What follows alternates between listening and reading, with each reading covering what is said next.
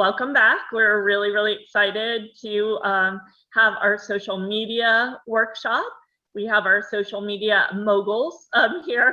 We're coming up with all different names, superheroes, rock stars, and we're really excited. They're going to introduce themselves to you, but they have all different experiences and many great things to share with you.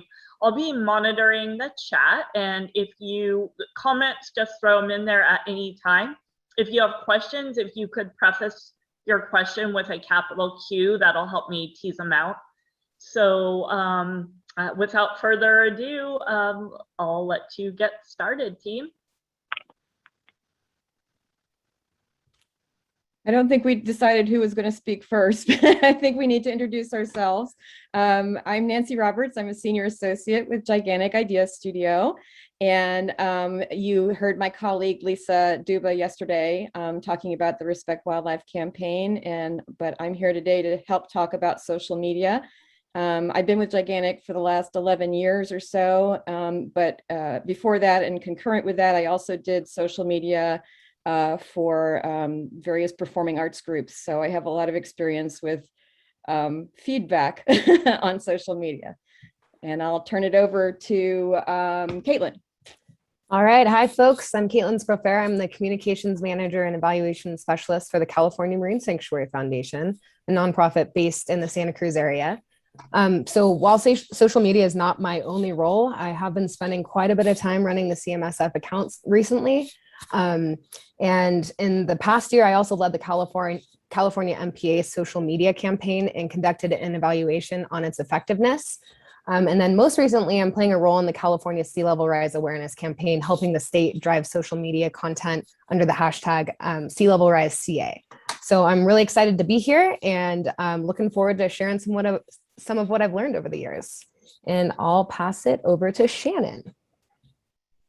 Thanks, Katelyn. Hi, folks. I'm Shannon Cycles. My pronouns are she, her. I'm calling in from Massachusetts right now. I am with the Office of National Marine Sanctuaries in NOAA. I lead up the social media for the headquarters there and help sites coordinate and manage their social media accounts as well. You may have heard my colleague Grace Petito-Williamson yesterday talking about our wildlife viewing guidelines. So I'm here today to talk a little bit more about the social media side of that and about wildlife disturbance as well. So nice to meet y'all. Thanks for having me. Hello, everybody. My name is Alex Anderson, and thank you to the Symposium for having me. When I was asked to come on as a social media expert, it was kind of funny. I wouldn't call myself an expert, but I have learned over the years, so I'm really excited to speak with everybody today about my experience and to hear your experiences so we can all help protect wildlife.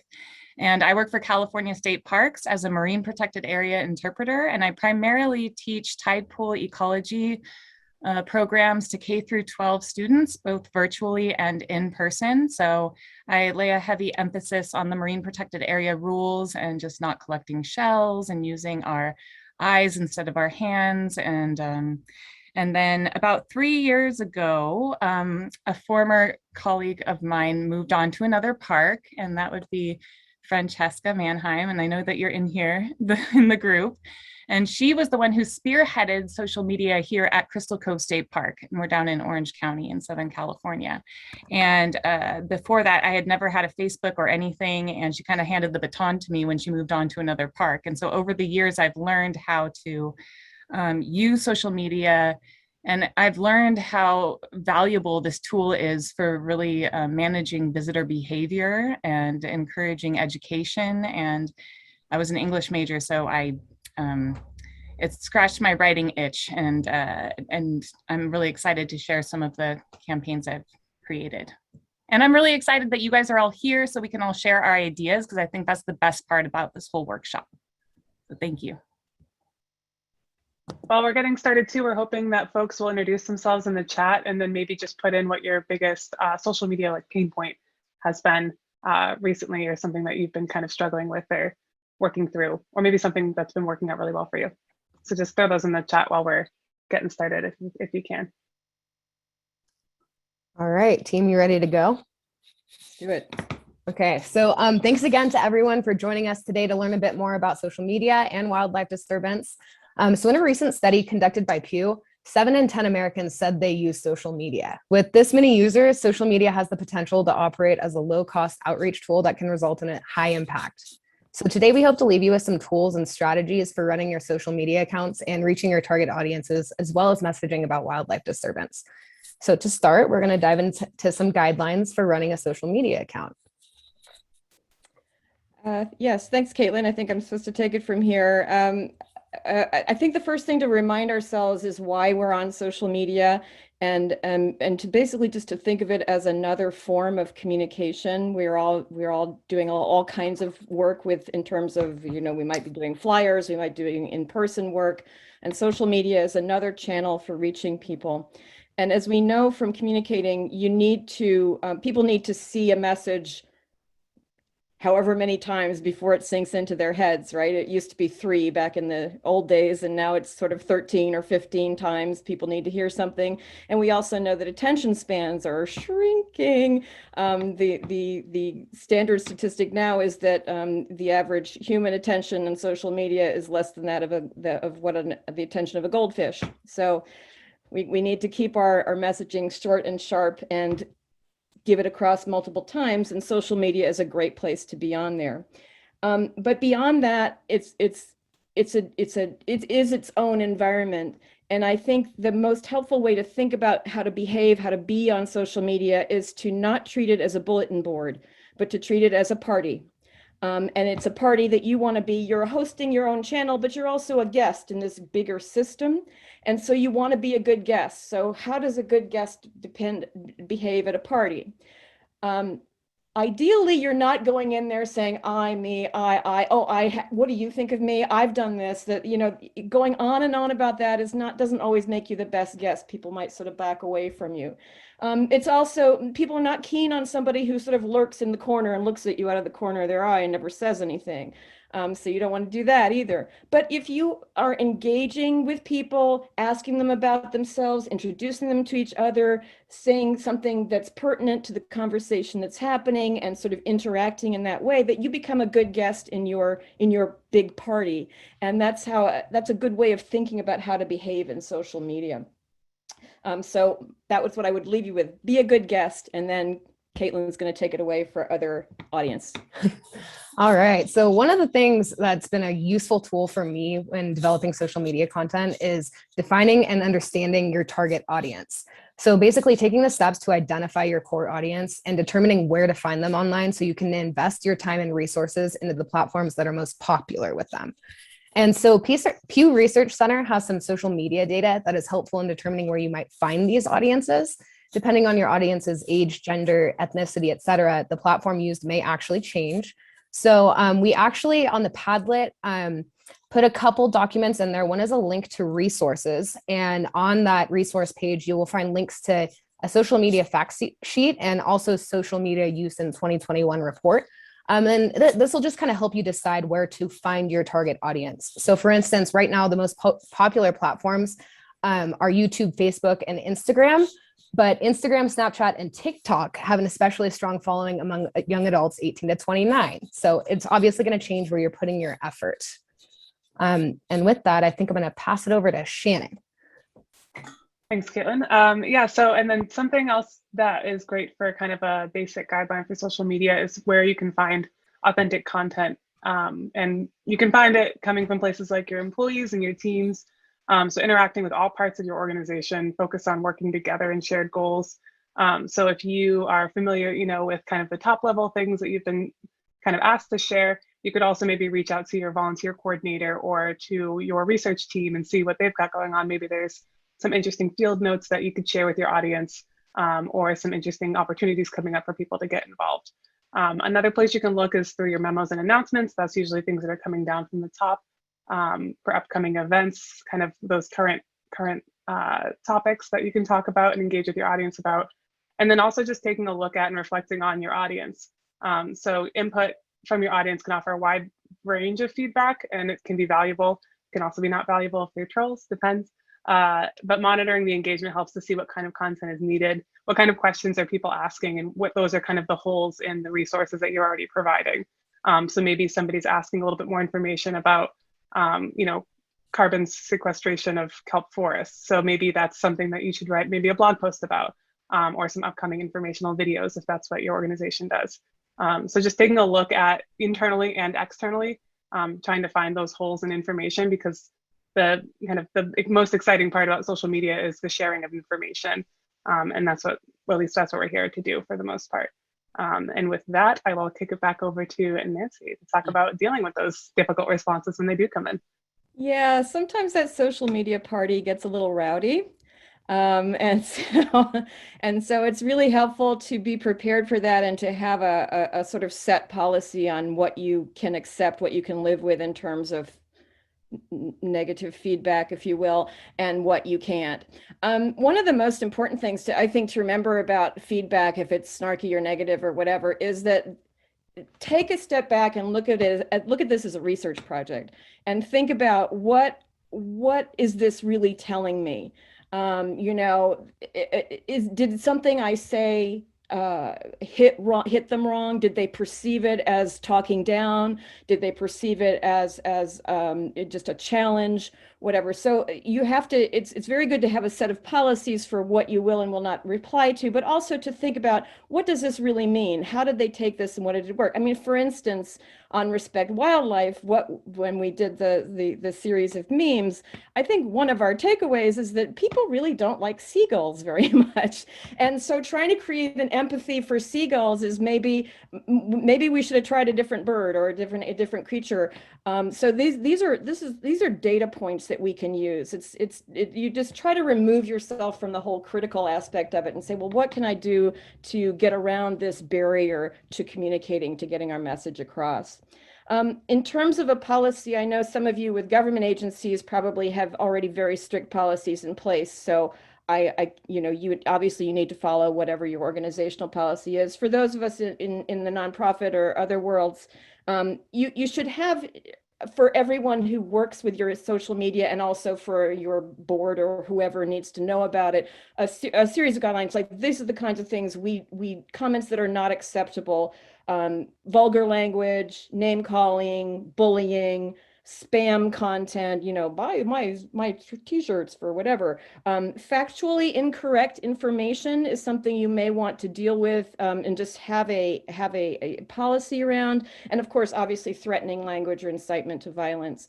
And it just helps to have what you will or will not accept written down so that you can refer to it and you say, I'm sorry, this is against our policy. We are blocking you, or we are deleting this comment, or whatever it might be.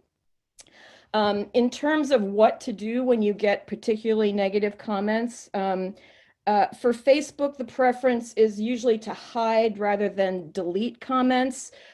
Your goal really is to de-escalate. I mean, there are times when you just don't want to engage. You just want to sort of smooth things over and move on. The kind of good thing about social media is that it is constantly changing. So some of that negative stuff, it might hit you and you might think about it for hours, but people have gone on to something else, right? It's not the center point of their world, which is another a good thing to remember.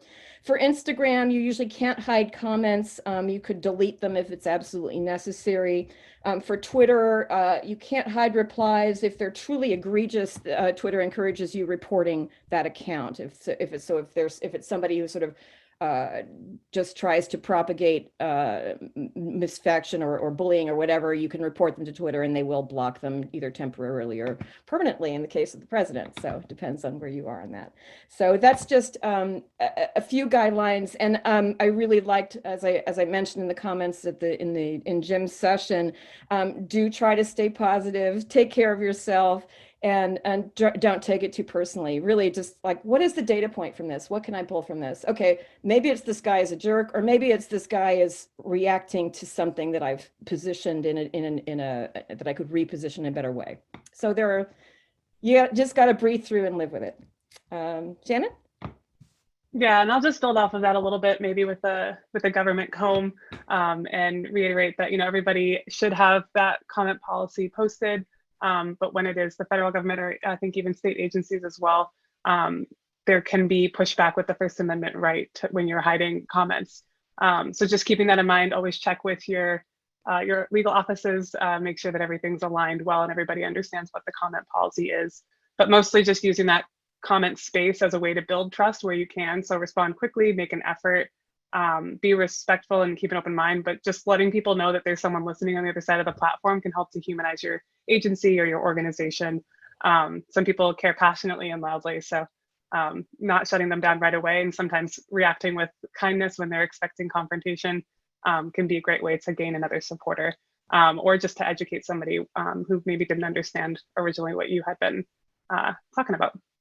And there's a couple of rules of engagement. I'll copy and paste them into the chat so we can get right into the best practices on content and wildlife disturbance with Alex. Yeah, so I think it's just very important when you're taking photos of wildlife to be very conscious and careful. And so you just want to make minimal impact on the environment where you're capturing your photos of wildlife. Consider how your movements and actions will affect the surroundings. And you never want to alter the behavior of the subject of your photo. So these are things that people don't sometimes think about, but if you see a photo of a bird and it's looking at the camera, that can actually be a change in behavior. So you want to be very cautious when you're taking photos of your subject, move cautiously. And Audubon has a good ethical guide to wildlife photography too. Some birds, even if they're not being flushed or flying away, they may still be in distress if they freeze. So you want to make sure that you're just conscious of what you're taking pictures of. You want to never reveal the exact location of special species, like threatened species that you take in the park. So we never do that. And those are the ways that I just try to minimize my impact when I'm taking photographs for posts in social media. And then to build off of that, so when you're actually communicating with your audiences over social media, encourage them to act appropriately. Use language like, be sure to keep your distance when viewing marine life, many areas of special closures. Encourage them to check out the rules before they go. And as always, link to those awesome wildlife viewing guidelines that I know have been floating around all conference. We can put another link to them, but they're also linked on our resource sheet. Include those little graphics that are both in English and Spanish on your social media posts, even if you start with an engaging photo of a marine mammal and then you have it in the carousel, just so it's there for them to access. And include recreate responsibly messaging. So there's a campaign, hashtag recreate responsibly, that has some messaging that you could kind of use to guide yourself as you message to these different audiences. And then another thing you can do as you push this content out is add in the phone numbers for your local marine mammal rescue initiatives and also for local area enforcement. So in that resource sheet we were talking about, and I believe it got linked in the chat, we put all of these links in there so you can kind of have a ready to go accessible sheet for this and hopefully put that in your content moving forward. And now I think we're going to move on to best practices for behavior change if nobody has anything else to add. Yeah, so here at Crystal Cove, like one of my challenges actually has been trying to think about creative ways to reach the audience that you think most likely needs that messaging. Sometimes I feel like I'm preaching to the choir to my followers because obviously they must have some kind of investment in natural habitats or parks, and that's why they're following my channel. So how do you find those people or target those audiences that really need that messaging about wildlife disturbance? So I've been thinking about, we've posted our icons for Instagram and Facebook and all of our bulletin boards throughout the park. And we've put it on our personal website that we manage here in the park. So we've been trying to think of creative ways to reach out to those audiences. And during the pandemic, actually, that was a really big issue. When coronavirus hit, we had this new user group, this new visitorship. And these people, of course, we want more visitors to our parks, but then some of them didn't, it was their first time engaging with nature. So we had a lot of trash. We had a lot of problems with trash. So I started a social media campaign called Trash Talk Tuesday. And on Tuesdays, we talk trash on trash. And I tried to make it not so negative, because that, I know we'll touch on this a little bit later. You don't want to be pointing your finger at people and telling them don't do this. But basically I would focus on one article of trash and then describe its impact on the environment. So I did face masks and how they're made of synthetic plastics that break down, that never break down in the ocean and become, problems for marine wildlife. And Also, glitter bombs have become an unfortunate new trend with people wanting to take selfies in nature with glitter and splashing in the air. And it's microplastics. So I'm trying to think of new creative ways to reach audiences that maybe would have never thought about these ideas. And I'm interested to hear other people's ideas about that, because as a government agency, we don't have money to boost posts. So we have to come up with different kinds of ways to do that. And oh yeah, so best practices for behavior change: avoid too much negative energy. Like I said, there's kind of silent finger wagging sometimes in our posts. So I try to always be really friendly and start the post off with something that's catchy, that brings the person in. And then as a docent with Laguna Ocean Foundation, which is a nonprofit tide pool education program here in Laguna Beach, I had a lot of interaction with people. And I just feel like if you're going to educate, if you're going to bark at somebody, they're going to bite back. So I believe in just using education and smiling a lot and killing it with kindness.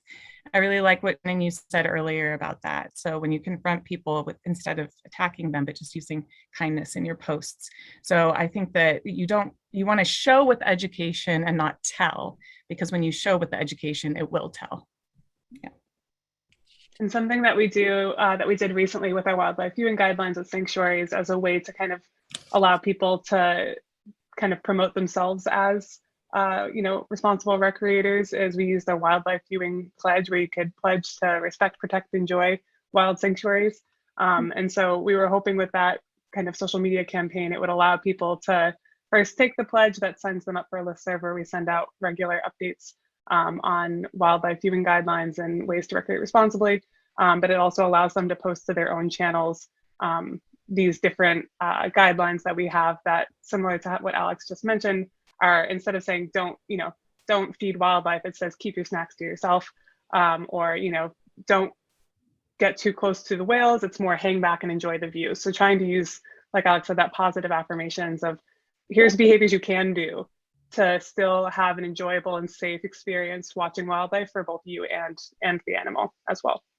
I usually use the phrase kind of, you can help protect wildlife by doing this. It's almost like you have to handhold. You really just want to say, put your trash in the trash bin. But you can say, exactly. What you say is, you can help by doing this simple little task. So yeah. Actionable behavior usually is pretty well received.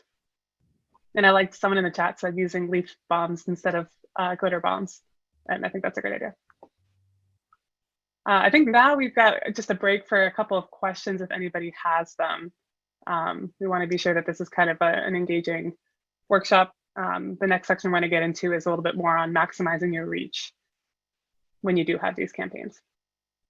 I did just want to address the question about how you get attention without an advertising budget, because I know it comes up a lot, and of course it's very understandable and it is challenging. But I think maybe what one of the things to think about when you're putting together your message is the first thing you need to do is get attention.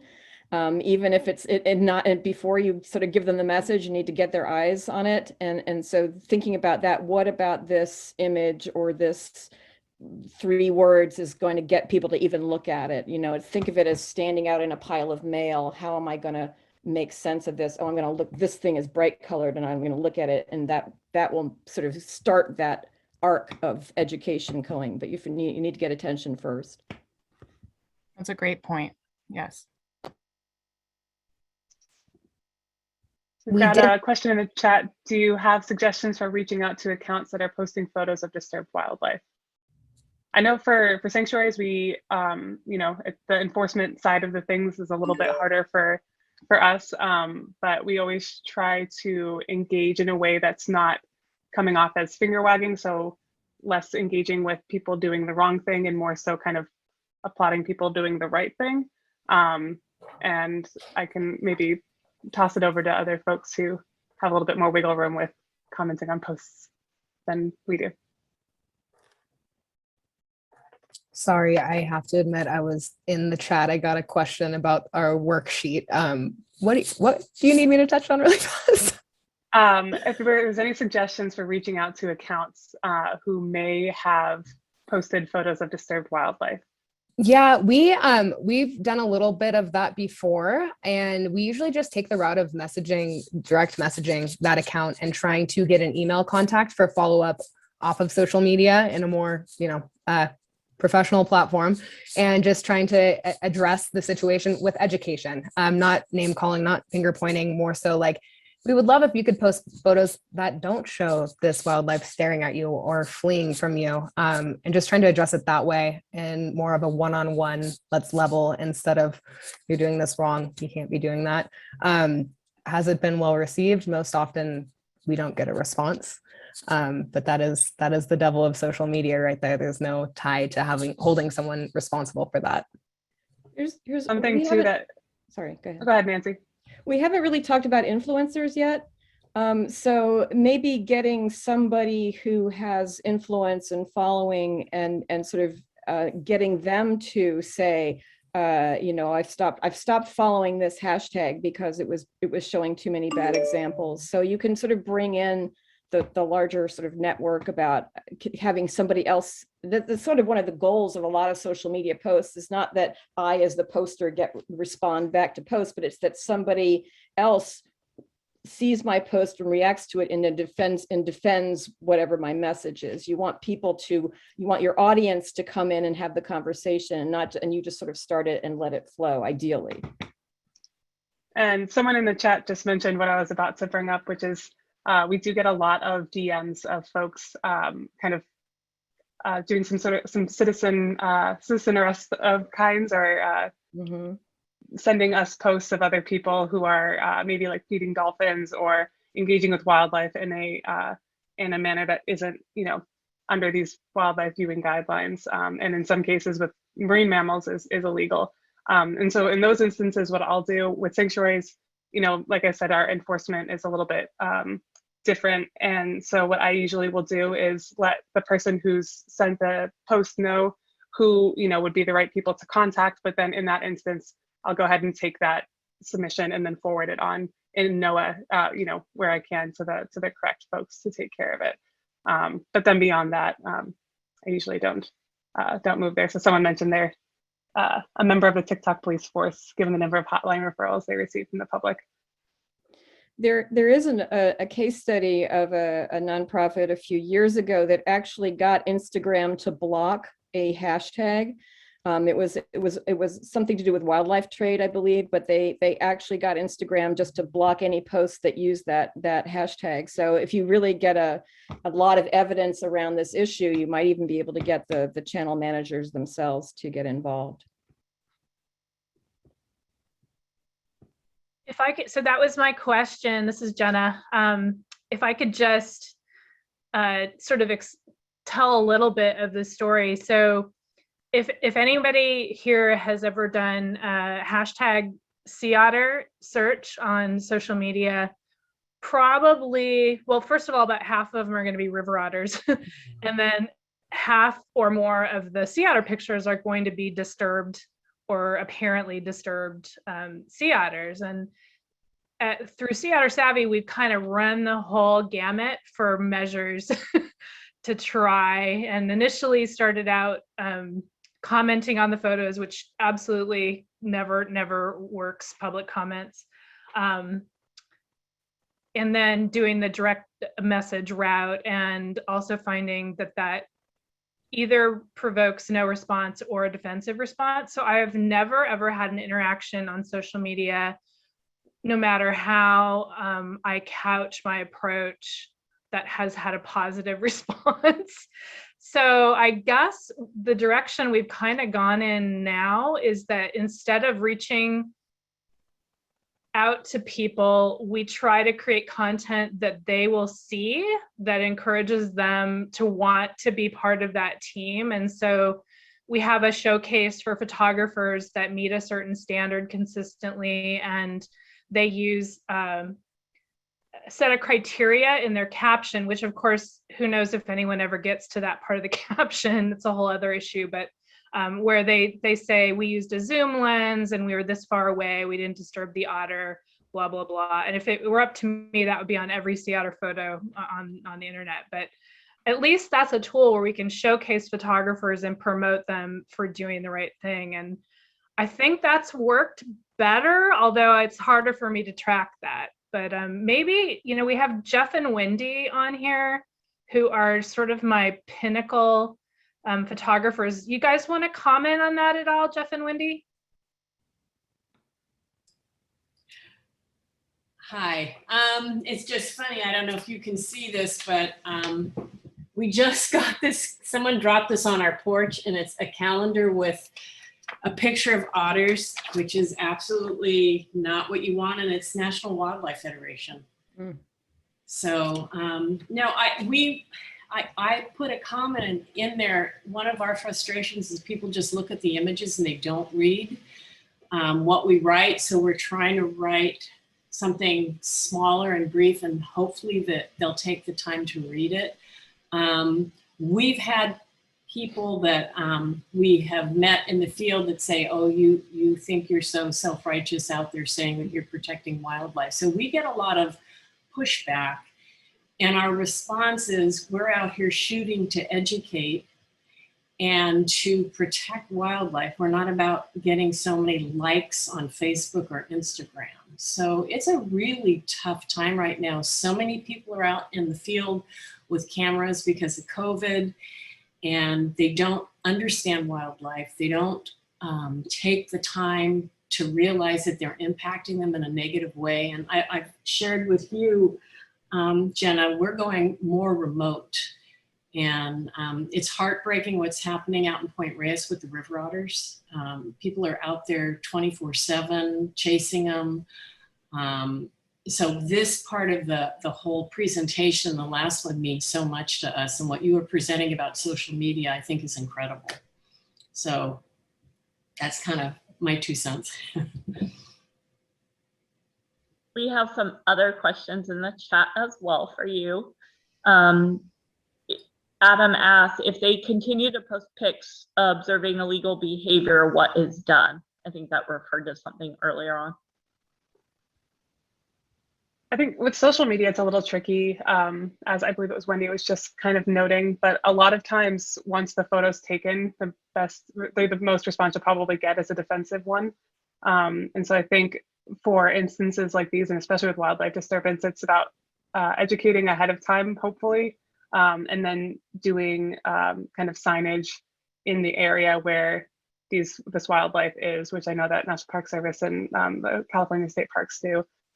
As well. So it's tricky to try to retroactively reprimand someone, especially when you don't have that kind of enforcement to back you up.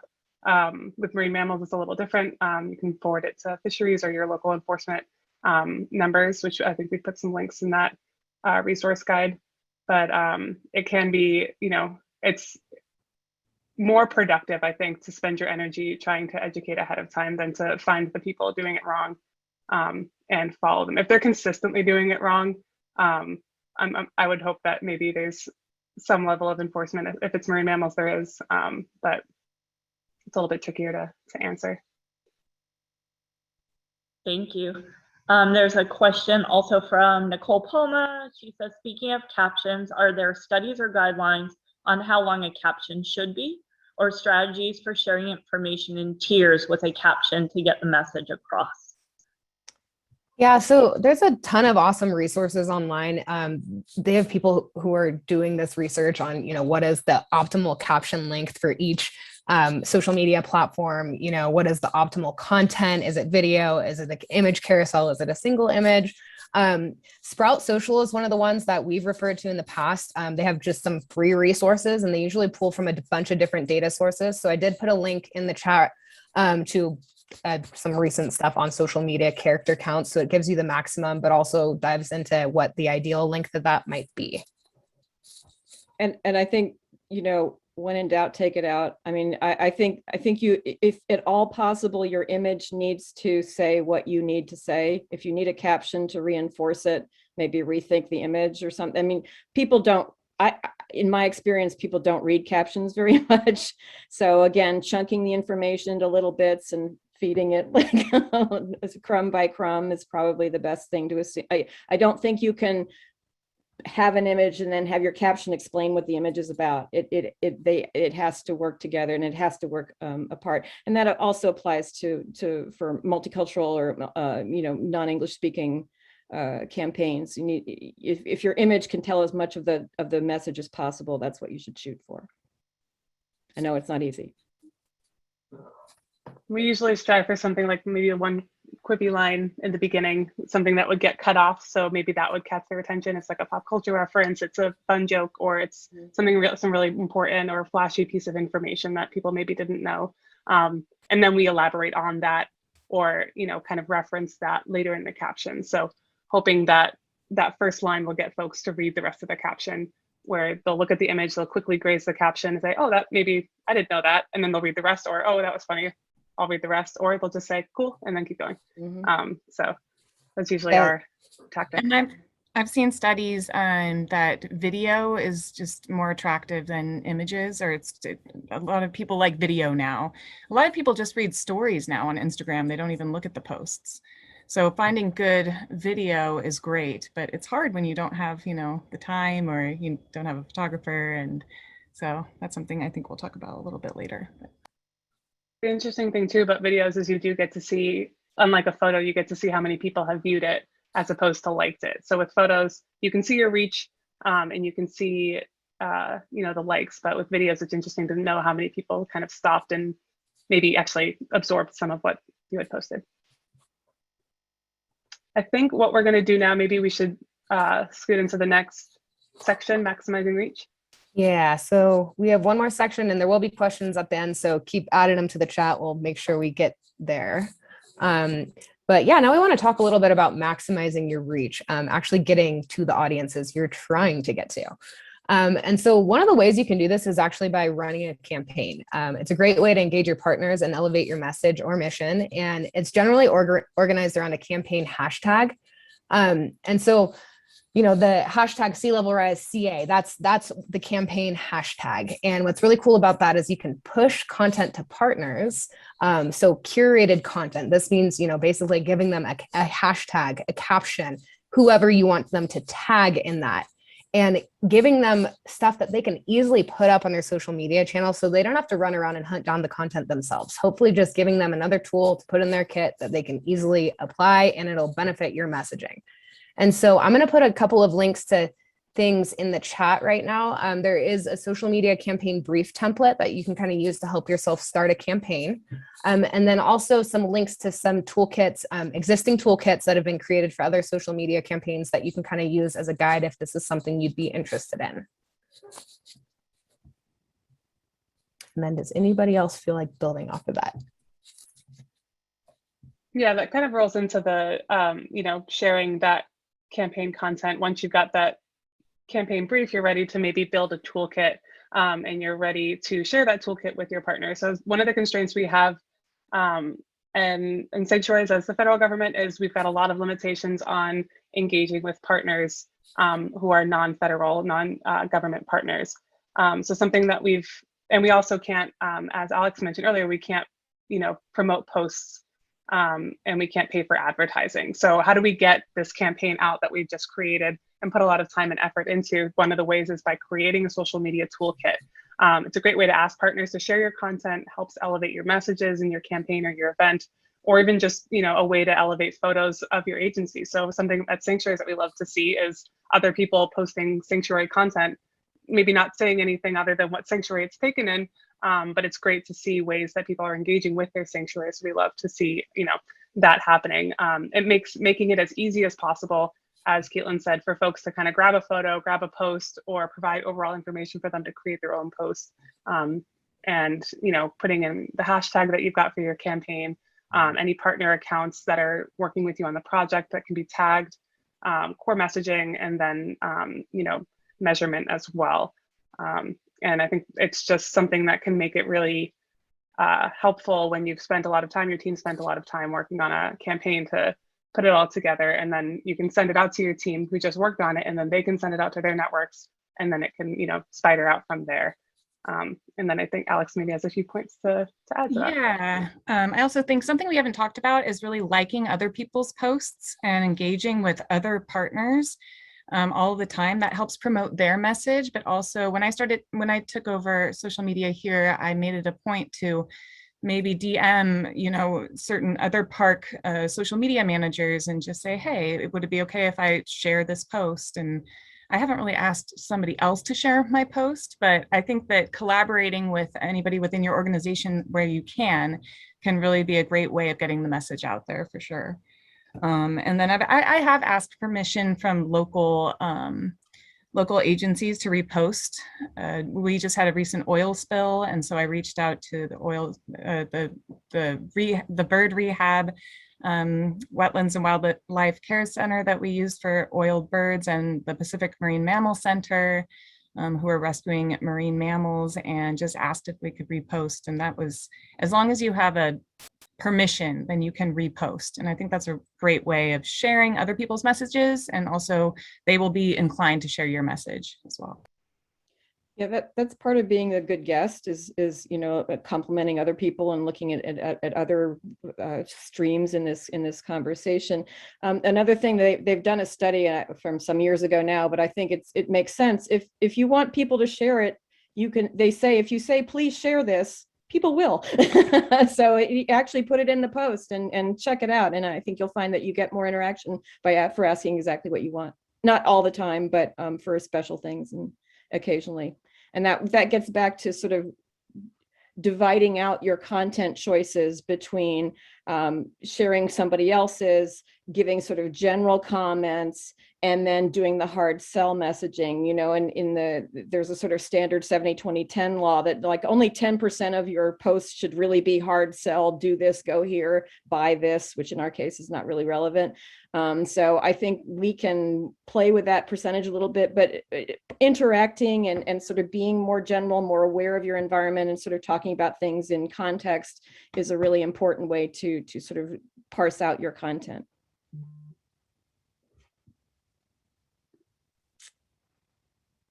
We do have a campaign specific question. Maybe that would be good to kind of build off of this, if that's all right with folks. Nicole asked for tips integrating campaigns with just regular one-off social media posts. Is there an ideal balance between the two types? I'll go for it. So I mean, I think it really just depends on what your capacity is, number one, internally to kind of host stuff on social media. So I know like I had funding to drive a campaign. So most of the posts I was making on our social media accounts were about the campaign. I was trying to create content that worked with it.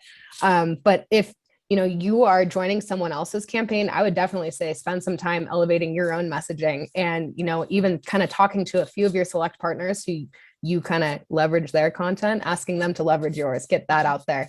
Trying to just build off one another and, definitely not buying fully into a campaign if it's not your sole mission to be elevating that message. And people are often looking for ideas of what to post. I mean, there are plenty of managers who are really grateful if you give them, relevant content. So I wouldn't be shy about asking for shares.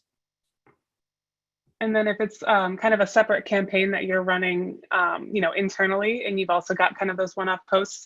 And if for sanctuaries, we have our Earth is Blue campaign, we've got our wildlife viewing guidelines, and then we also just launched our 50th anniversary Save Spectacular campaign. So sometimes it feels like maybe there's a lot going on, and I don't want to be kind of shoving, Save Spectacular down people's throats with every single post, or it can feel kind of repetitive.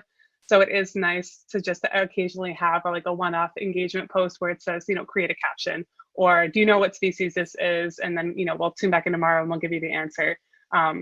Those kinds of posts I found have a lot of great engagement. And, these 3 campaigns are also in addition to, telepresence cruises that we have going on, or, designation announcements, or all kinds of things. There's always so much going on. So finding that balance kind of works itself in with what takes priority. And, also just keeping in mind we usually don't post more than say 7 posts a week on Facebook, 7 to 10, depending if it's a busy week.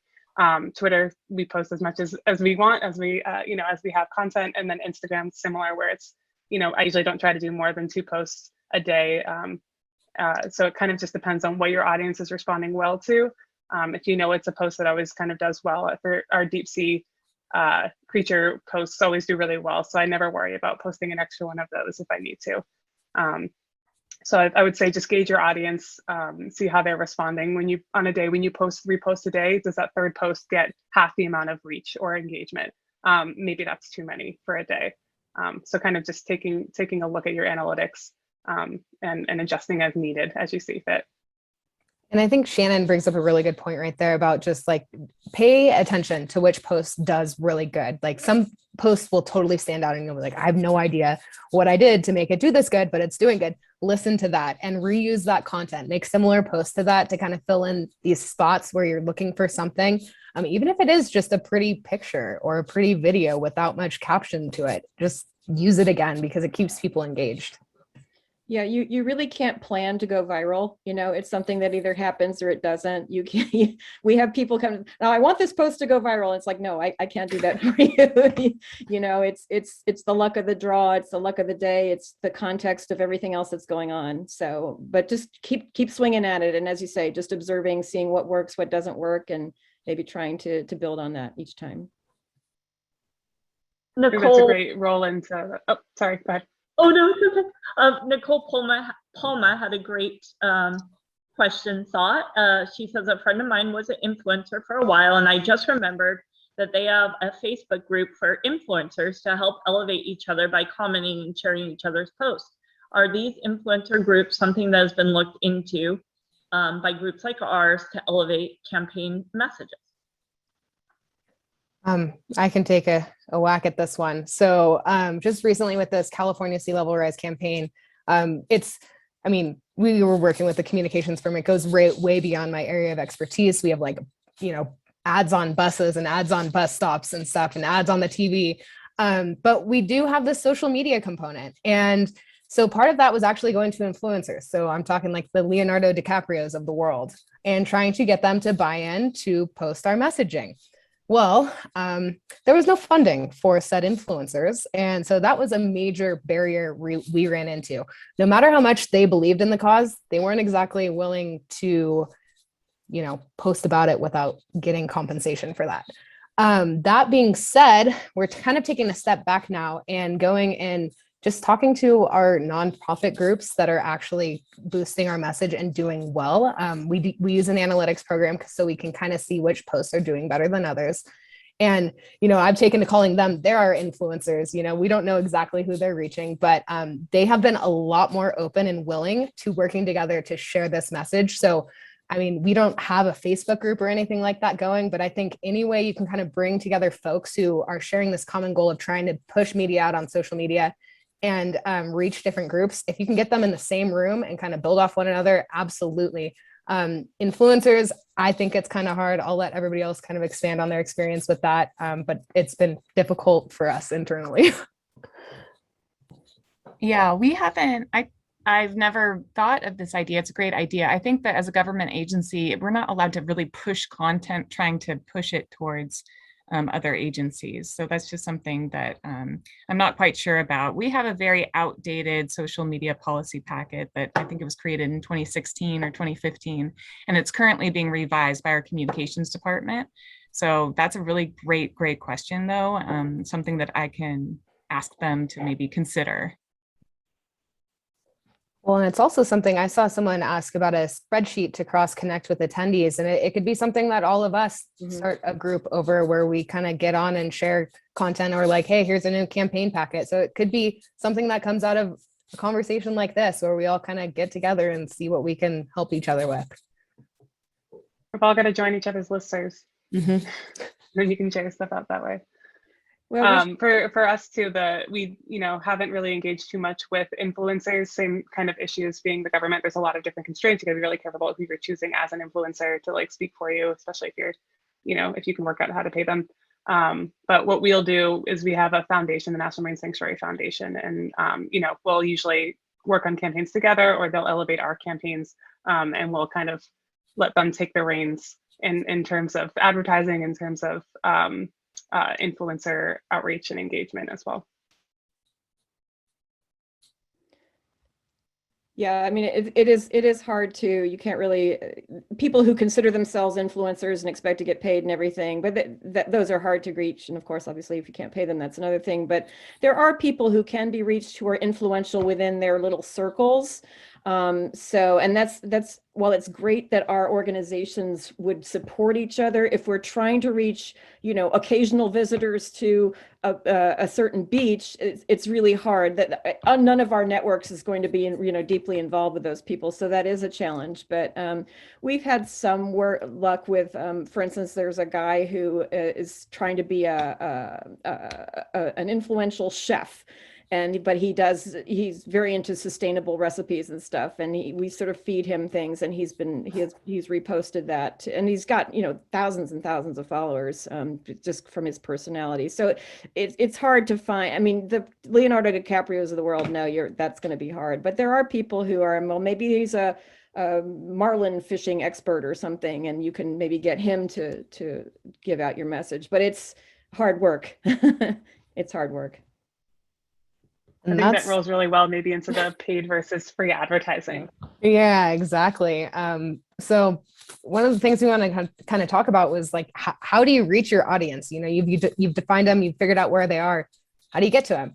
And there are a couple options that kind of differ depending on who you're affiliated with. So there's the free option, which works for all of us. You can use hashtags that are popular among your target audience as a free way to get your posts seen by them. Additionally, tagging your partner organizations or businesses lets your posts be seen on their pages. And it also is then able to be seen by their followers and yours. So expanding your overall post views. That's one really good way to do it. But then there's also the paid thing. So I know some of the government agencies, they're not able to do this, but if you can partner with a nonprofit, you can actually boost your posts or create ads. And these paid posts on social media, you can specify your target audience details. So it's really, really cool. You pay a little bit of money and you're instantly past those barriers. So you can define your audience based on location, interests. So you can choose fishing, kayaking, like it can get very, very narrow, and even age. And you can define these parameters and basically ensure your paid posts are seen by the members of your target audiences who may be outside of your own network. So really cool option. And I don't know if any of you guys want to expand on that. I can speak just as from a government perspective, because we cannot boost posts and we don't have the money. It sounds so beautiful and wonderful. But what I had to do here at the park was kind of be creative and think about ways I could get content, because I wear many hats, just the nature of my job in the park. So sometimes I'm at the computer all day long, and other times I'm out in the field all day long. So I really partnered with the different departments within my park. I talked to maintenance, and everybody in maintenance and natural resources has my cell phone number because they are out in the field. They see the osprey, eating the Garibaldi because they happen to be cleaning the restroom over there. They are out in the backcountry and they see, some kind of rare plant that I'm never going to be able to get back there. I don't have time. And then they send me their content, their photos, and they love it that I'll give them a photo recognition. And that's one way I've been creative in trying to work with not being able to pay for a photographer and getting that image. Because at the end of the day, people really are just taken in by that image or that video in the beginning, I think. That's one of the things I was going to say. Maybe that's all I was going to say. Yeah, and just collaborating with other organizations or other parks within your means, what you're allowed to do within the government.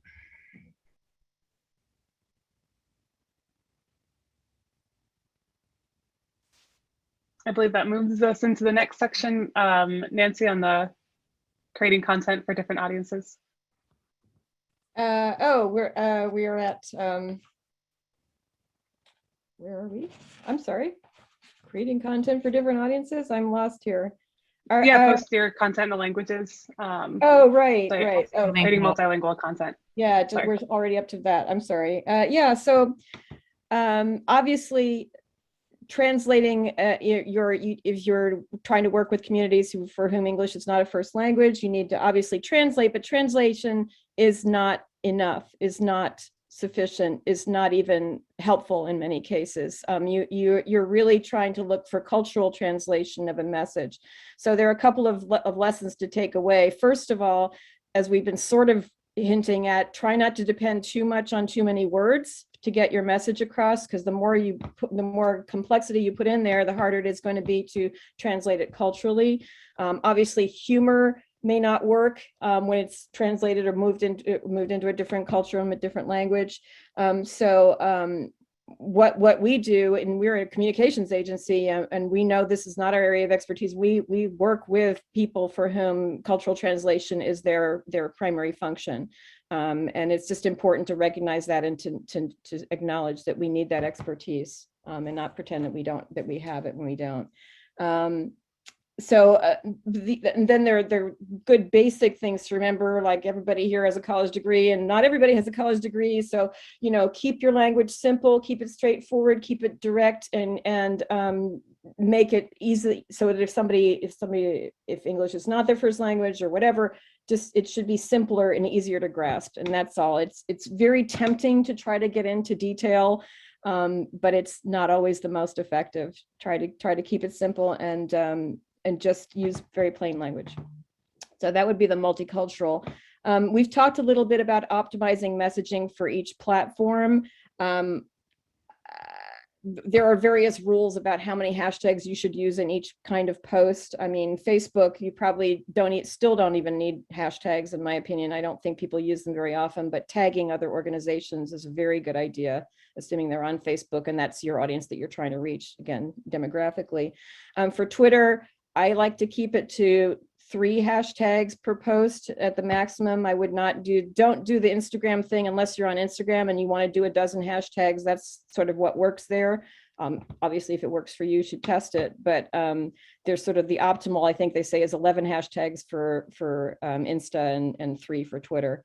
Again, but choose those hashtags wisely, and maybe I have even tried some surreptitious work, whereas I will hashtag something that's not immediately related to my content, but that other people might be looking at.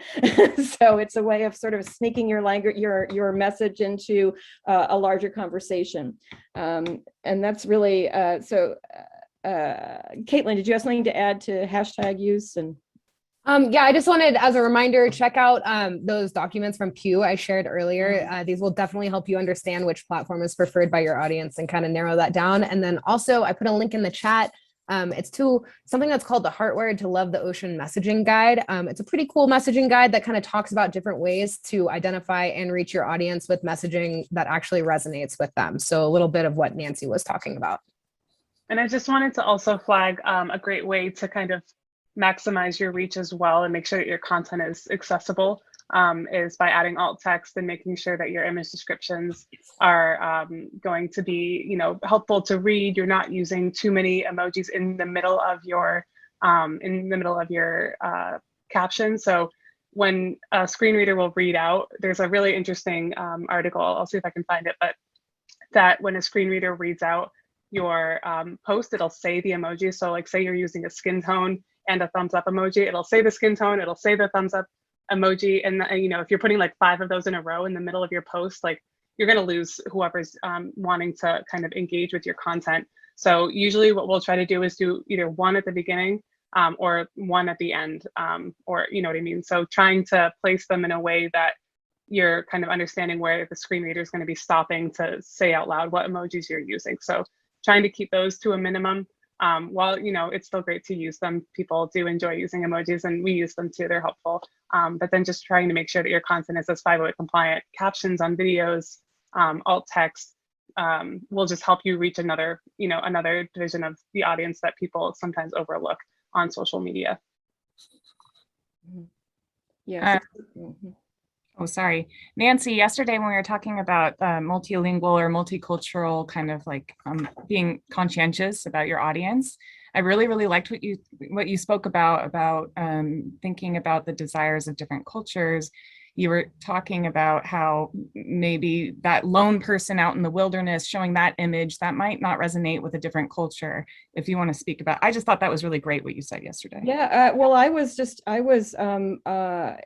riffing off the speaker from Latino Outdoors. It was they who mentioned that the heroic lone hiker out in the Marin Hills with their, you know, your fancy backpack does not resonate with the Latinx culture, that may not feel like that's a happy image or that's a peaceful image. They're like, where is everybody? Why is my family not with me?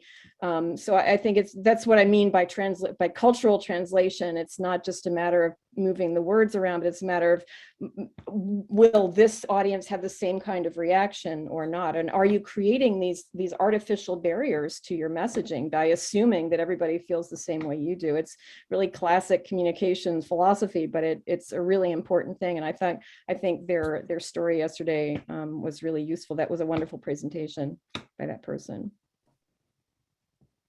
Yeah. Shall we move into measuring? Because everybody wants to know, how am I doing? I'm doing all these wonderful posts and getting all these numbers, and what does it all mean?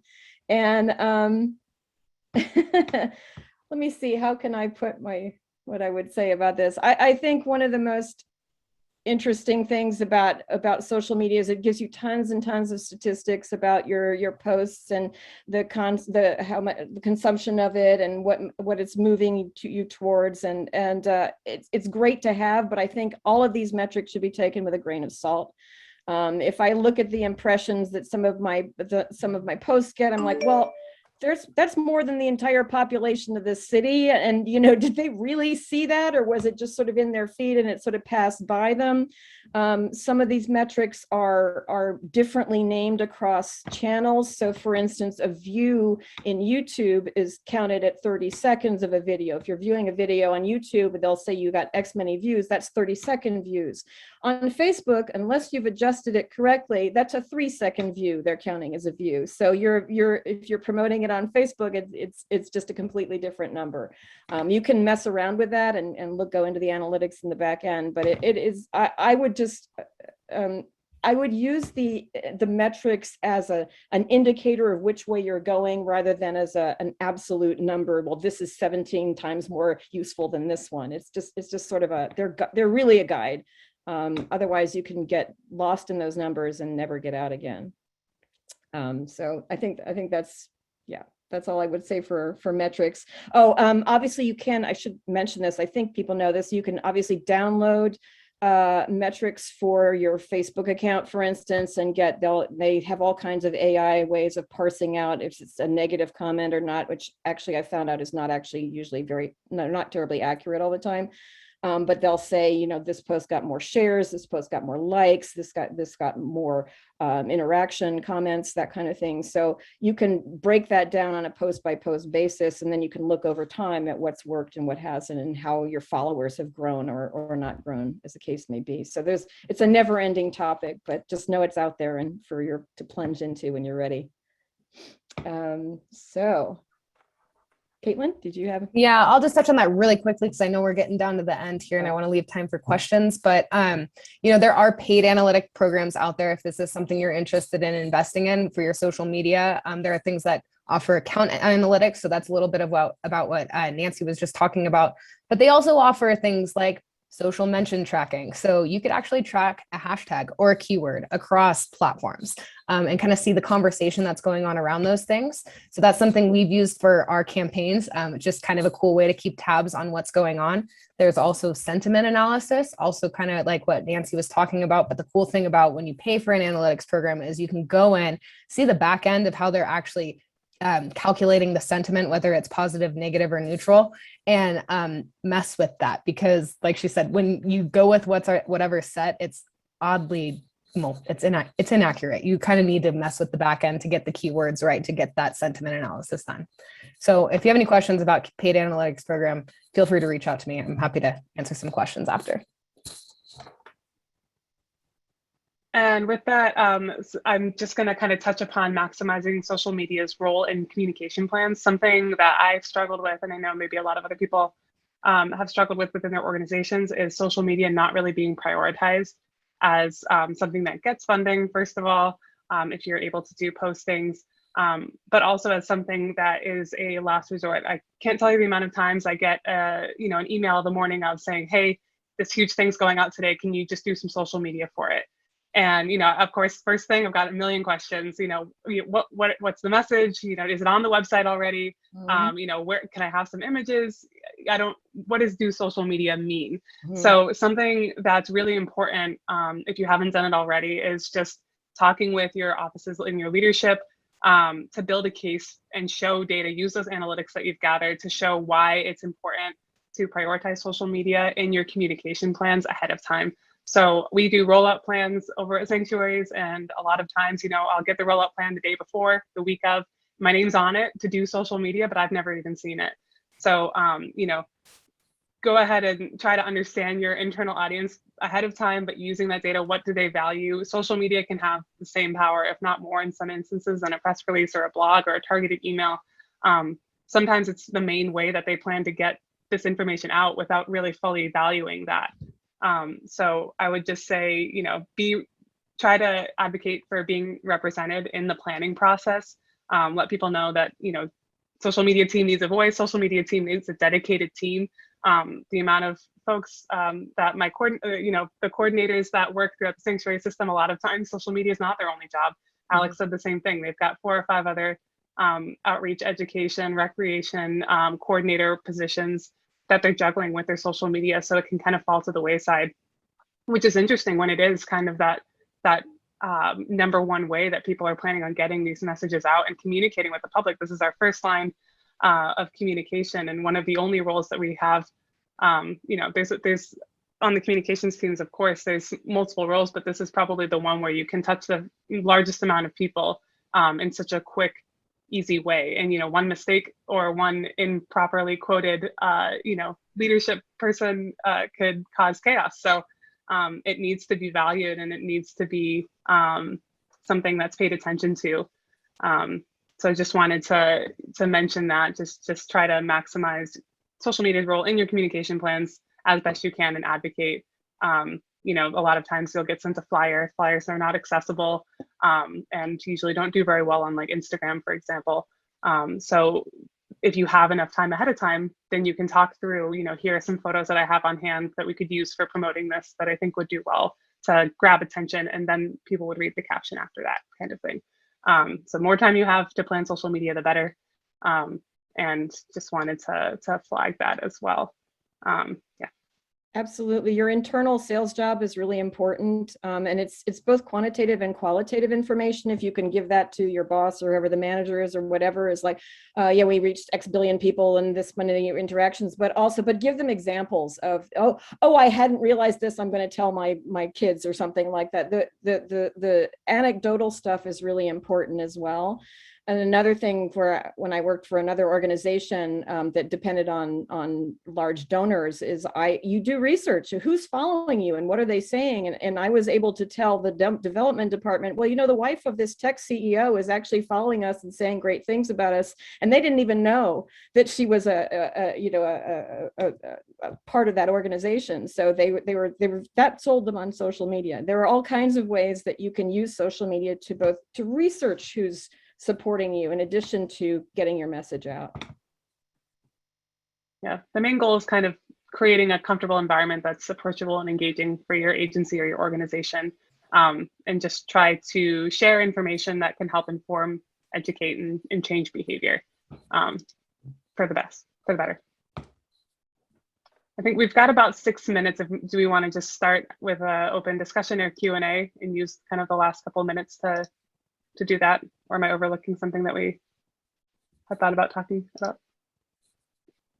I think we're All right, good. yeah, if folks want to, we can start combing through the chat, but also if people want to turn on their cameras and, raise their hands, and we can start reaching out or letting people talk if they've got questions. There's a question from Colleen. I'm personally burned out on social media and try to avoid it personally, but I know how important it is for getting messages out. Do you have any suggestions for getting re-energized about using social media? I'll speak to this personally. I am right there with you. I can't even be on my own personal feeds anymore because I feel like I'm on it so much for work. One of the things that I rallied my organization to pay for is publishing. There are different programs out there that allow you to schedule publishing in advance. And this is one of the things that has just been so key to my sanity, because when you're posting every day of the week, you can set this all a month in advance if you want to and walk away. And yeah, it's good to hop on and make sure you're engaging, liking, commenting, following up with whoever's interacting with your posts, but just kind of allowing yourself that space to not have to be on Instagram or Facebook or Twitter to make the post is huge. Yeah, and if you don't have money for, using those kind of higher end publishing tools, Creator Studio allows you to schedule posts on Facebook and Instagram, and then TweetDeck is aligned with Twitter to also allow you to schedule. There's a couple limitations with TweetDeck that makes it a little bit more annoying. You can't do threads, you can't tag people in photos, but for those kind of basic posts, it still definitely helps to get the job done there. And something else that I've done, because we do a photo of the day and a video a week for Earth is Blue, and that's on top of every other campaign thing we've got going on. So already that takes away 5 posts from me. So I try to incorporate campaigns into those Earth is Blue photo of the day posts, but also reaching out to folks in your office or in offices connected to you, or different areas that you haven't worked with as much, and seeing if they're interested in drafting some posts will help kind of refresh. You'll probably still have to read them and make sure they're kind of in the same voice that you've been working with for your social media audience, but it's a great way to kind of refresh and look at different content that you hadn't been thinking about because you've gotten a little bit maybe into a rut with that. Yeah, I would encourage you. I mean, yes, it's great to schedule posts, but be really aware and review what you're saying when you're saying it, because something, if there's an earthquake or something that is guiding the conversation, then you scheduled something a few weeks ago, you may want to be aware of that. Another way to organize your day is, I spend the first 15 minutes of my day going through whatever it is I'm doing on social, looking at what other people are saying and figuring out if this is what's to do. And I just know, well, that's my 15 minutes, and I do it, and then I do throughout the day other things as well. But just if you make it a sort of scheduled thing with yourself, and that's just what I do quietly, and then of course keep your ear to the ground for the next big thing. I mean, with Facebook having so much negative publicity right now, I know a lot of us are looking for alternatives, and there are alternatives out there. There just aren't any people on them yet. So, but that doesn't mean that won't change. So, change is coming. It's always good.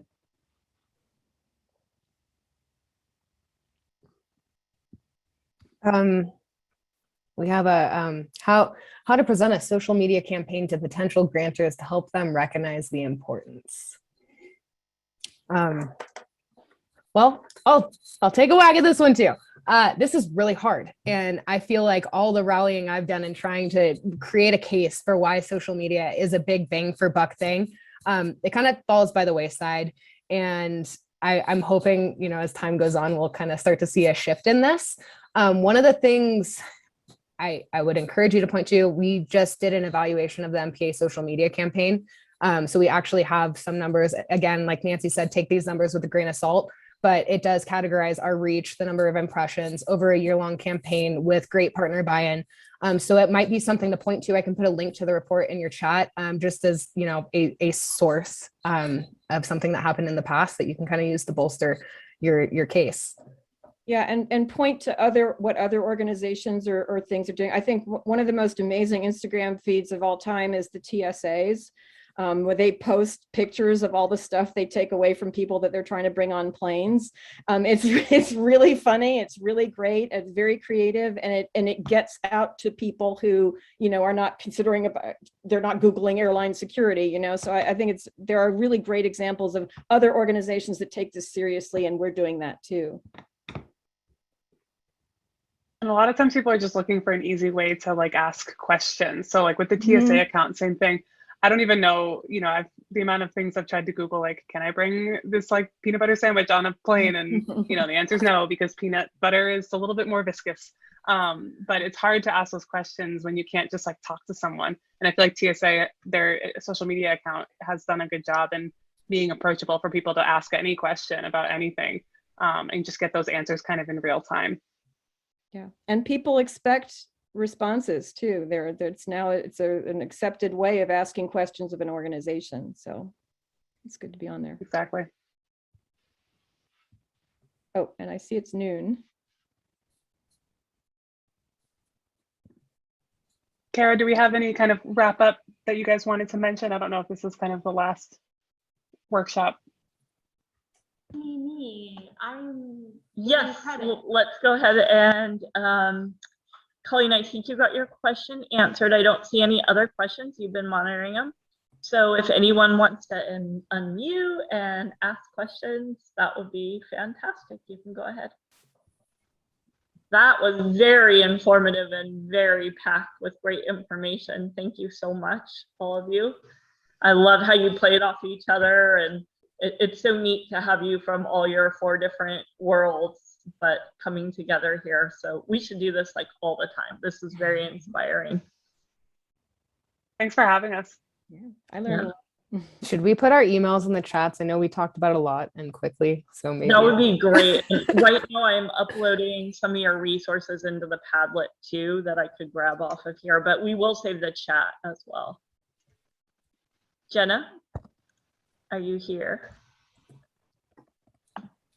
Looks like Nicole's got a hand up. I'm here. I'm actually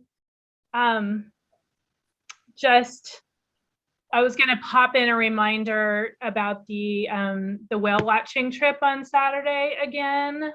And also just to reassure everyone that I will put all of the chat. I don't want to pop it up there right away because I want to make sure everything that I'm putting up on a public chat is public.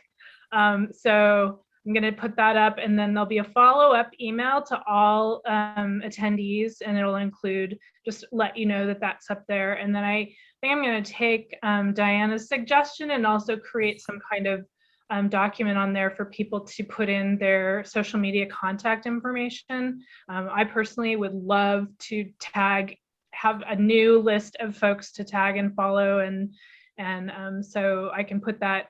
I'm going to try and see how that might work. I think what we'll probably do is have a document, a Google sheet that people fill out, and then I can put that completed sheet up on the Padlet. So anyway,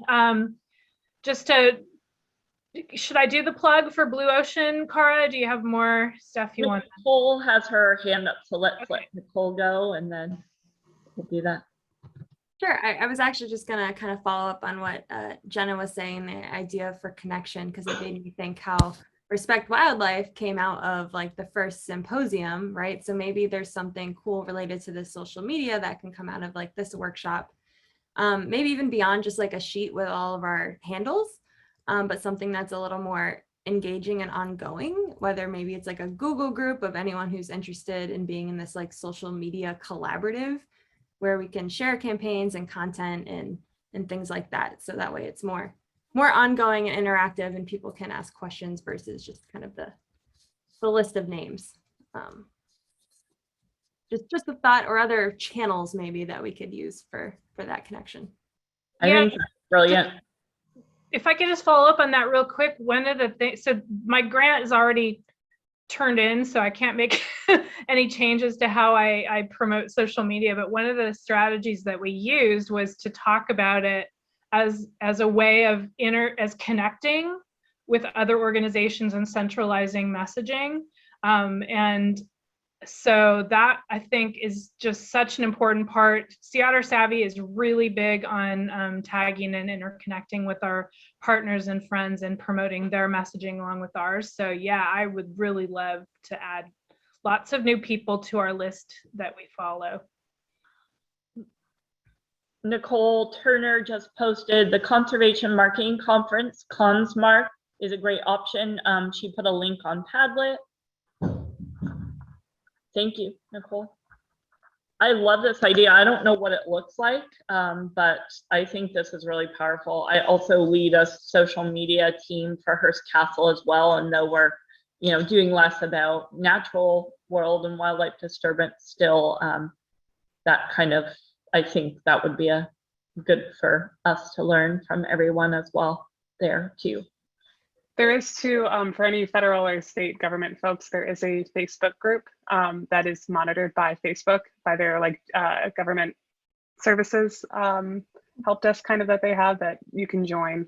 And it's a little bit like a forum where you can ask questions if you're having troubles or looking for ideas or campaigns or things like that. So if you're government, you can find that on the government Facebook website. Thank you. Can I add one thing that it's sort of a form of social media? We worked with River Otter Ecology Project. Where we live, we have 14 otters, river otters that are actually in the canals, and people were loving them to death. And so we wrote a letter and posted it on Nextdoor with positive ways to observe the otters, and we got great feedback. And we went to the city of Pleasant Hill and provided them with the article, and they put it in their monthly newsletter. So sometimes looking at those obscure things, there are people that are addicted to Nextdoor, but we aren't. But it was really exciting to see how many people responded favorably. So that's just another kind of edgy sort of social media. Yeah, that's a really good point. We have a lot of stuff that pop up on Nextdoor. In, you know, we have a long stretch of coastline for California state parks, and it's really hard for us unless we can't have accounts for all those neighborhoods. So it's a little challenging, but it is powerful if you have an influencer in the neighborhood who can share some positive messaging. That's huge.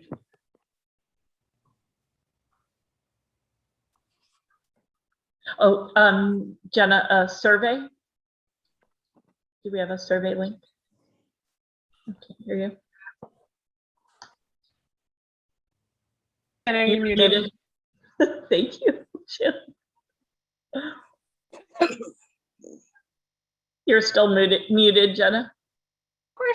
Of course. So I'm just hunting for the link real quick. I found it. So hang on. Awesome. Thank you. Well, thank you, everyone. This was really, really engaging and really great. And what a great way to end our beautiful 2 days. You know, we've kind of come all around the world, and social media is a great piece to end our campaign on it. I feel so hopeful when I think about what we can accomplish with social media. And I love that it came up in Jim Cavell's session as well. And so we're really appreciative, Nancy, Shannon, Alex, and Katelyn. That was just really very, very grounding, very helpful, tons of tips. So can't wait to parse that all out of the chat too. All the reflections from everybody and comments, some really great resources. Thank you. Thanks so much for having us. Thank you so much. Thank you for the opportunity. Really helpful information. Thank you so much for all the work you put into making this a really great workshop. Thank you, ladies. It was awesome. And we tried not to call you experts because we didn't want to make anybody stressed out. We're thinking it. Thank you. Yeah, we're just Appreciate thinking it. it. You've definitely proven yourself as expert, so hard-earned knowledge, right? Cool. Jenna, is the link in there? Yeah. Okay, great. People are starting to leave.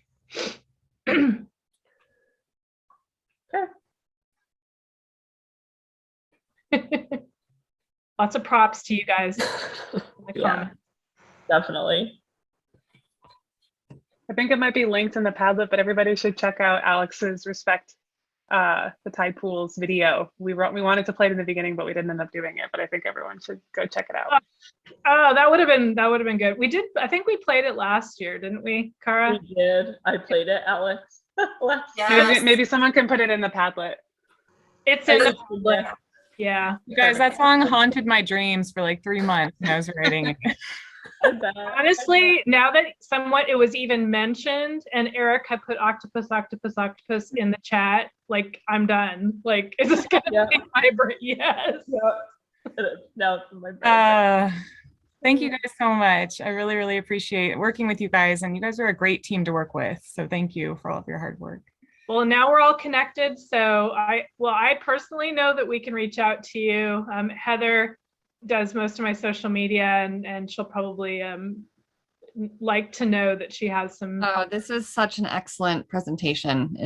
I love hearing this type of stuff from you guys. So, and all the resources have been excellent. So I've got some really good ideas, Jenna. I was messaging Jenna like, I have ideas.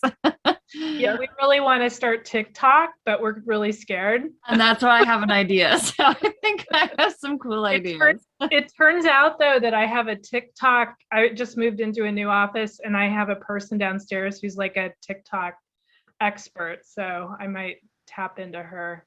Although I don't know what a TikTok expert really looks like. So maybe a TikTok expert is 10 years old. Maybe, I don't know. Possible. Okay, let's see. We still have 20 people left in here, probably wanting to catch the little gems at the end. I think I'm going to go ahead. Well, we have till 12:15, technically. Well, wrap us up, Jenna. Wrap us up? Yeah, with our one thing, bring it home. Oh, with our one thing. You mean the video? Should I show the video or? Yeah, what is our one thing? Yeah, well, that is the question, isn't it? What is everyone's one thing? What's one thing that you got out of this experience, whether you just joined us for the social media workshop or you were here for Jim Cavell's session in the morning or you were here all day yesterday? What is one thing that you can take back out of this and apply? What is one thing you're committing to doing to help people understand the value of respecting wildlife? Go ahead and put it in the chat.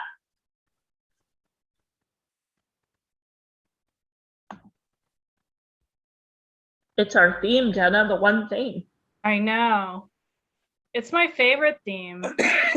Lots of one things.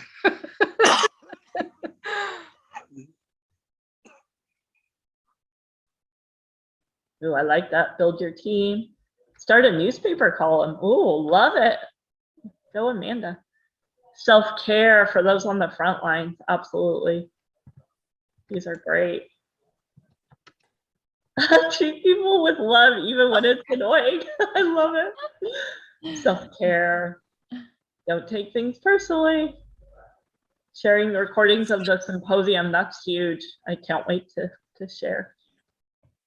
Oh yeah, I should have mentioned that. So those will go up. I'm pretty sure they're going to go up on Sea Otter Savvy YouTube again, because Respect Wildlife YouTube is kind of a cluster right now. So, well, it's not kind of a cluster. It's just inaccessible.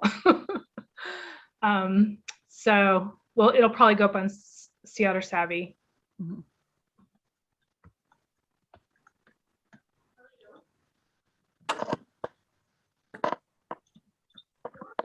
Continue to post images and provide insightful information on ethical practices when viewing or respectfully photographing wildlife. Just FYI, Wendy and Jeff are going to be our first wildlife photographers inducted into our community active wildlife stewards. So they're really, really amazing role models. Definitely. I like continue to post images, provide insightful information on ethical practices when viewing or respectfully photographing wildlife. I love the Respect Wildlife campaign, putting yourself in the animal's shoes, using animal perspectives to share wildlife disturbance messaging and collaboration. Sorry, 2 things. I love that. Hey, more inspiration. Yay, cool, great. Teamwork, this was direct to me. Teamwork makes the dream work. Positive attitude, positive attitude, positive attitude. Yeah, I'm really grateful. I was just scrolling through the comments. Somebody had asked about advertising, or not advertising, but posting their posts to the Instagram stories. Oh, that was me, yeah. And I think we missed that. I think the Instagram stories are a great way to kind of get around the algorithm, because it kind of puts you at the top center and there's not too much prioritizing that gets done in Instagram stories. So if you find a creative way to, usually what we would do before is if we had a post with like a unique link, is I would post the photo with the caption and then share that to the story and then do the swipe up link. So it just makes it a lot easier for people to reach that link instead of going to our bio and then clicking the link there and then going to our news page and then clicking the link there. So it's a great way to work around the algorithm. It's an easier way to share links and to tag partners and use hashtags. You can do all kinds of things in there, like polls. You could do quiz series, teach people stuff, use photos to get engagement. you can do like an Ask an Instagram Expert series. We've done that in the past with whales, where people ask their questions, and then a week later we've got the questions and we record one of our scientists giving answers to those questions. So that's kind of a fun way to use stories as well. Yeah, I really like stories. So I think I missed, so one of our things that really just makes me super mad about Instagram is the 10,000 followers limit for sharing links in stories. And so you said a way to get around that, and that's by sharing a story from. So actually, if you update Instagram, anybody now can share, like I could share it on my personal Instagram now. And Really? I have like not, I only have like a few hundred followers. So it's, yeah, they just changed that. They're rolling it out slowly. Some people had it a couple weeks ago, but you can, if you go into the buttons now, like if you go to where the stickers are, just search link, and anybody can post links now in Instagram stories. You don't have to have a certain amount of followers. You don't have to be verified. Okay. That's like a brand new thing. Yay. And that's the thing about social media, right? Yeah. Yep. Always changing. Yep. Yep. Well, my mind is blown. I had no idea that happened recently, but thank Brand new. goodness. That is actually, Yeah, as of like this week, I Thank have you for access letting to us it. know. yeah. Yeah, That was let the me best show thing you I learned guys. today. See, this collaboration is So- already paying off. It's right there. It'll say, maybe this isn't the best. It'll say link. I Oh, don't know if you guys can see that. Heather, Right above the Band-Aid. No, I think I'm gonna double You can check. click on it and put a link in. that And is then it'll add the sticker. I was just mad because it felt like that was really biased in a bad way. Yeah. Actually, The accounts that really need to, promote themselves aren't able to. And I feel like, I don't know if I'm going to live to see us having 10,000 followers. It would be nice, but I don't know. there used to be a way around it too, where you had to submit paperwork to like prove you are an official organization. I submitted all of our paperwork and we got denied. So it was like one of those processes where you had to jump through a bunch of hoops, and I gave them like what the government has, and it wasn't enough for them to verify our accounts. So We're having that issue as the government. So, I mean, the NOAA Sanctuaries account is verified, but we've got sites that are starting to get Instagram accounts and they still can't, we've submitted the paperwork. We're a government organization, submitting it with NOAA emails, still haven't figured out how to get verified. So working on that right now, but it's really, but for I'm some not reason, alone. so much harder on Instagram than it is on Facebook, even though they're owned by the same company, the metaverse. I applied for verification, but I never heard anything back. And I heard that like, if you're not big enough, they're like, we're not even going to waste our time verifying you. The business. Yeah. All right, well, it's 12:18. I think we're done. We're ready to wrap up. Thanks again, everybody. And it's been a great couple days. And I'll have that follow-up email coming out by the end of the week. Great.